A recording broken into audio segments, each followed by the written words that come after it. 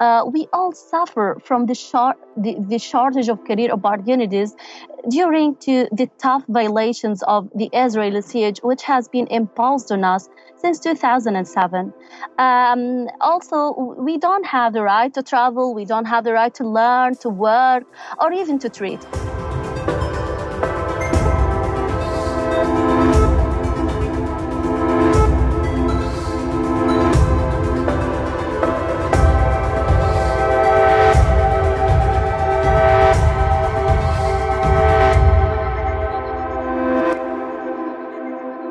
Hello and welcome to the show. My name is Ben and this is The Color of Innovation, brought to you by the United Nations Development Programme. In this show, we cover stories of innovation from across the Arab states. In each episode, we examine some of the most pressing development challenges in the region through the voices of everyday people, social innovators, and of course, our colleagues who are pushing the boundaries of development to find new solutions. In today's episode, we are looking at how online freelancing within the digital economy can alleviate the problem of unemployment in Palestine, especially among its youth. Musheera Jais, one of the graduates of the Saudi program that aims at improving the capacities of Palestinian youth to engage in the digital economy, agreed to share her story about how she found employment through online freelancing. My name is Musheera, graduated from the university in 2009. And then I worked with many companies, organizations, centers, but unfortunately, all of these opportunities were under job creation programs. From 2015 until the last moment before joining Saudi, the greatest program ever, I was unemployed. So after joining Saudi project, which was implemented by BICTA, the Palestinian Information and Communication Technology Association, and funded by UNDP, I started discovering myself. I found the person who I was looking for since I was a kid, honestly. The program was divided into 3 main training topics, which concentrate on improving our digital economy during these tough circumstances we live in the Strip. I'm going to talk about my experience before joining Saudi, as I didn't have even a simple idea about what voiceover is and how to invest my voice talent to earn money. Now, the voices of Saudi graduates fly all around the world. Some of these voices became the official voices for some global YouTube channels and TV channels like Al Jazeera, National Geographic Abu Dhabi, and many others. And now we are recording a dubbing animation film from the Japanese language into an Arabic one, which considered one of the project accomplishments because it's the first experience here in Gaza and I think in Palestine in general. Also, there are many potentialities here inside Gaza Strip, but it needs the one who generate these potentialities from the inside of the youth in Gaza Strip and change it into something great they can face and they can challenge the others around it. After training, of course, the graduate of these programs will be able to understand where he has to be, what he has to do. What are the platforms he has to sign up, and he has to look for some jobs inside. Unemployment is a region-wide challenge for the Arab states, with often modest economic growth and growing young populations looking for economic opportunities. But nowhere in the region is this issue of unemployment as dire as in the Palestinian occupied territory. Both political and economic restrictions prevent socio-economic development, which has prevented the rise of a thriving entrepreneurial ecosystem and a vibrant private sector. Today, according to the Palestinian Central Bureau of Statistics, around half of the population in Gaza Strip are unemployed and close to a third counting the West Bank and East Jerusalem. The situation is worse still among the youth and especially women. About 2/3 of those with a job are classified as informal employment. The Palestinian economy is stagnant and international aid is being cut. This has left few options, especially for the youth that are graduating from universities and entering the labor force. Within this situation, many have started looking for other less traditional ways of employment, especially in those focusing on new and emerging technologies utilizing the expanding digital economy. E-work and online freelancing provides a bridge for the Palestinian labor force to circumvent existing restrictions both on movement and the economy, thus letting them connect and provide services to external economies. I talked to Laith Kassis, who has worked with promoting tech entrepreneurship and startups in Palestine since 2004, to understand more about the situation in the occupied territory and how the digital economy might provide some relief. Okay, welcome to the show, Mr. Kassis. You've had a long and distinguished career in promoting tech entrepreneurship and startups in Palestine, from serving as the CEO of the new tech park at Birzeit University. You're the co-founder of Enter Ventures, a company that provides support services to startups, and currently working with Paltel Group to set up their new innovation hub. So, reflecting on your career and history in promoting economic activity in Palestine, how would you describe the landscape in Palestine today? And what do you see as the main challenge for the Palestinian youth in engaging in the economic sector, be it in finding decent employment or setting up their own business? Thank you very much, Mr. Kuhn, for the intro. I think for Palestine, the context, I think we have to look at the context before we look at what is happening in terms of employment opportunities to the youth. Unfortunately, Palestine it's a small country, it's a small economy, and the political context has not been fair to it, and it's very complex. I think Palestine has been a hostage to the Oslo agreements for the past 26 years, and it hasn't been, freed from the direct control of borders, resources, or even taxes. Currently the economy is stagnating, and the donor support is also being cut.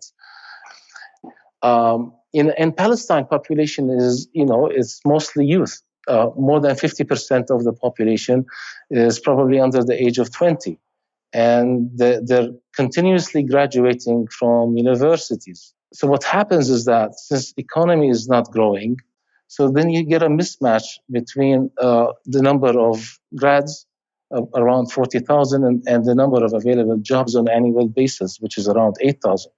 So what you get to see is high unemployment rates in Palestine, and those percentages can cause revolutions elsewhere, like in Western economies. So you can even feel the despair and the lack of finding the purpose by these youth, not having jobs and not fulfilling their purpose by having a career path or a job opportunity, right? Especially amongst the youth who graduate from the university programs, and this is where the real problem is, right?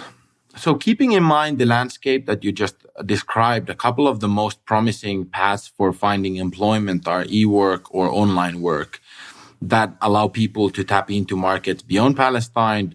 And freelancing is also a part of this global trend towards the so-called gig economy.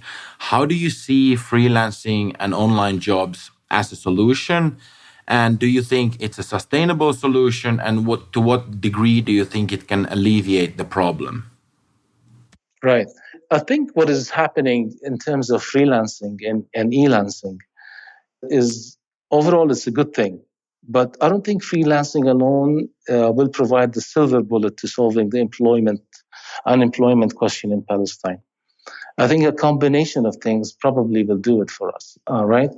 Now, looking at in the region, there's also a movement where these freelancing platforms have also come up and started doing business in the MENA region and in the Middle East, such as Nabbish, such as Elance, Behance, and Upworks.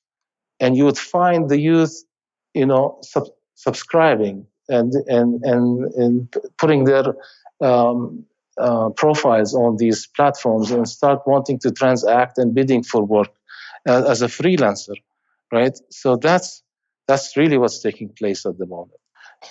Now, since none of this is happening at scale, what has taken place is that individuals, Palestinian youth, have taken on their own merit to start attracting business from overseas through the freelancing initiatives and movement, right? And this is where we started seeing non-government organizations supporting such freelance movements, especially in Gaza. You have the Gaza Geeks Academy, and very recently they've joined forces with Patel Group to launch this freelance academy in Nablus. So the challenge here for Palestine is to find a way how to start scaling its outsourcing. So with regards to the existing needs in the region, what do the Palestinians have to offer in terms of having some kind of competitive advantage? Yeah. And also, how do service providers from Palestine in practice connect or supply services to customers abroad? Right. So let's focus first on the freelancing, if you like, Mr. Kuhn. And I will tell you the following. So the value proposition of an educated and unemployed Palestinian youth who have recently graduated from the university system, they present a low attrition rate. I mean, ironically, being under military occupation and being isolated as a community and freedom of travel and movement is somehow limited. And also the economic opportunities and job opportunities are limited. So the longevity of any Palestinian resource on the job is longer than anywhere else. You see, so that low attrition rate becomes an incentive for companies to come and engage with Palestinians. So what sort of work these people can do is they can come and augment your requirement in information technology, whether it's help desk support or whether it's in the software development, right? This is where, the graduates, whether they come from the business school, whether they are engineers, whether they're from the IT discipline, they can all be engaged in an outsourcing and remote type of on-the-job activity. Okay, coming back to the tech park that is currently under construction in Birzeit, yeah. What are the most promising technologies that you see for the Palestinian context, and what would you encourage the youth to focus on in order to gain some kind of a competitive advantage?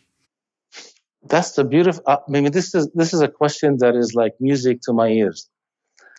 When we were designing the business model for the tech park, we really wanted to have a differentiation factor for it. So we looked at the future trends in technology, such as the augmented and virtual reality. So we started doing hackathons, boot camps, and we started trying to create startups using such new technologies, right? So these are still nascent in terms of activities, but more and more people are getting aware of such technologies for them to wanting to adopt them. That's like unheard of before, but the youth is really getting into these emerging technologies. Now, the other segment in emerging technology that has an interest, but not much has been done with it, is the blockchain and the fintech. The youth were fascinated with this technology, and everybody was saying, "Oh, what is this cryptocurrencies all about? What is this Bitcoin all about? Can I start trading with it? Can we use it as an alternative currency?" Now, the beauty of the blockchain for me is the core technology of it is decentralized ledgers, right? So there is no one person controlling this database anymore, and that really feeds into the rebellion mentality of Palestinians, not to have one person controlling anything. And this is where introducing our youth to new technology can also provide them with a distinguished edge in their technical competencies, so they can go up higher in the ranks from low or mid-tier type of work in the technology sector to higher tier of technology sector, right, which is needed. Blockchain, for example, blockchain developers are required and needed by the thousands everywhere, right? So if you invest in the youth with new technology that empowers them with further differentiation factor, that they can go and compete in the global scene. And for sure, that's something that Palestine, as an economy, as a small economy, as an economy that can rely only on its human capital, this is one aspect of investing, in our youth by empowering them with know-how in emerging tech. So to end with, do you have any words of encouragement for the youth who are out there and perhaps are still wondering about their opportunities and possibilities and how they should grab these? Right. The future of Palestine is in our youth. I've seen it. They're learning things much faster than anyone else. So they're mastering and amassing resources that they never had as an entrepreneur, and trying to convince people to come be part of their journey and their story with their startups. So this is like an amazing experiences that our youth is going through if they opt to take entrepreneurship as a path.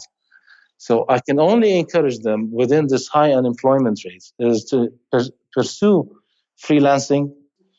They have to work on improving their soft and technical skills accordingly, because it is part and parcel of getting ourselves in the knowledge-based economy. This is part and parcel of encouraging the human capital that we have and what to do with the brains that we have by engaging them more and more in tech businesses. So that's really the essence of it, right? Laith Kassis, thank you very much for taking the time to talk with me. It's been a pleasure. My pleasure as well, Mr. Kuhn. And I thank UNDP and I thank you for the opportunity to share with you my own thoughts on how can we continue encouraging our Palestinian youth to solve the unemployment problem for them. Thank you very much.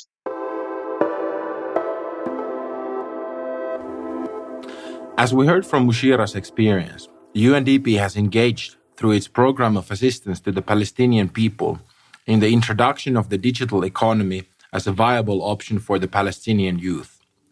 Now, with the introduction of UNDP's Global Accelerator Lab network, connecting people across the globe and mapping for solutions is about to take a new step. I had an opportunity to speak with Jeffrey Pruett, Deputy Special Representative of the Program of Assistance to the Palestinian Peoples, about how UNDP sees the situation and what we can do to facilitate e-work in the Palestinian territory. Okay, hello Jeff and welcome to the show. As Deputy Special Representative and through your past experience as governance advisor, you have a broad overview of the current situation in Palestine. So let's start with if you can describe your view on the current situation and the changes that have taken place during your time in Palestine, and then move on to how UNDP can leverage the digital economy in alleviating the problem of unemployment in Palestine. Okay, well, it's a pleasure to be with you today on the Color of Innovation podcast. As referenced, I previously served in Palestine roughly 8 years ago, and regrettably, conditions continue to deteriorate from a political, social, and economic perspective. Indeed, the consequences of the occupation, inclusive of the siege on Gaza, the former being over 50 years, the latter now at since 2007, nearly 12 years, has contributed to a contracting and some say even unsustainable economic situation, particularly as it pertains to Gaza. And in fact, the UN has issued a report that says Gaza may be unlivable by the year 2020, which is just around the corner. The labor force supply really far exceeds the demand, and hence unemployment is high, particularly in Gaza, whereby people have limits in terms of availability of resources, inclusive of freedom of movement. And therefore, it's a fairly pessimistic solution, but we do not view the Palestinians as passive recipients of aid, but they want to be deeply engaged in providing and creating new opportunities for development. So in saying so, I think that the digital economy is potentially an exciting area of exploration, although still with some challenges. So with the current restrictions in place, how does remote work and e-work present itself as a solution to bridge the Palestinian labor force to the region and outside world? And can this become a sustainable solution? And what is the role of UNDP? Well, I mean, as mentioned, the unemployment figures are some of the highest in the world, according to ILO, and in fact have exceeded 50% in the Gaza Strip, and adversely affected within that are youth and women. And one of the beauties of working within the digital economy is it is a great equalizer. The literacy rates and the educational attainments of Palestinians is very high. So even in a enclosed terrain such as Gaza, you have literacy rates that exceed 96%. And therefore, you have a pool of exceptionally talented labor. Having said that, we know that Arabic content online is growing considerably, as well as internet usage, making Arabic one of the fastest growing languages online, as well as an interested population to have greater content produced that reflect their interests.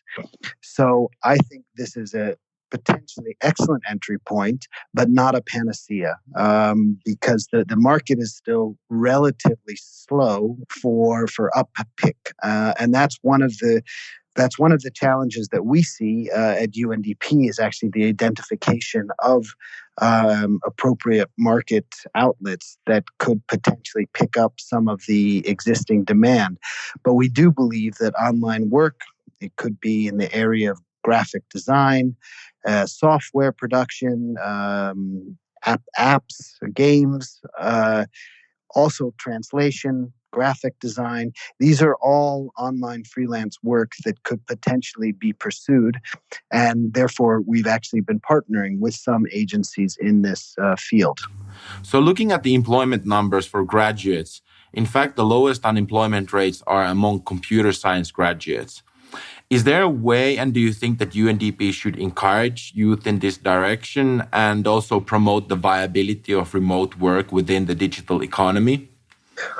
Well, I mean, absolutely, because there is an economy for that said purpose that doesn't require a great deal of investment as it pertains to infrastructure, as it pertains to movement. And I think youth are gradually coming to the field based on their own interest to have a method of livelihood that could potentially support their families. So remote work really is becoming very popular for young graduates because it's cost efficient, it's productive, and it has a real opportunity to provide a revenue base on a longer term basis. And what's very important is this is really dignified job creation. It's not simply deploying people in unskilled labor positions or temporary short-term activity sets. The beauty of working in the digital economy is it's something that can really lend itself to connectivity, engagement with the international community, and it enables people to further their skill sets that they've studied through the years. Okay, so in order to increase engagement within the digital economy, what do you then see as the main areas or emerging technologies that should be promoted by UNDP in the context of Palestine? Mm-hmm. And are there any other mechanisms that we could leverage for such an outcome? Well, I can't profess to be an expert in this area, but I mean the growing needs in the area of technologies or information technology related fields is really mobile and app development, which is inclusive of design and game development in Arabic language. And people don't necessarily look at or view Palestine as tech savvy. So I think part of the significance that UNDP can do as a member of the international community is raise visibility. This is particularly relevant with the introduction of the Accelerator Labs, which, as we know, are active in 60 countries. And we want to use the Accelerator Labs as a means to highlight youth in Palestine and highlight digital content drivers in Palestine as real sources of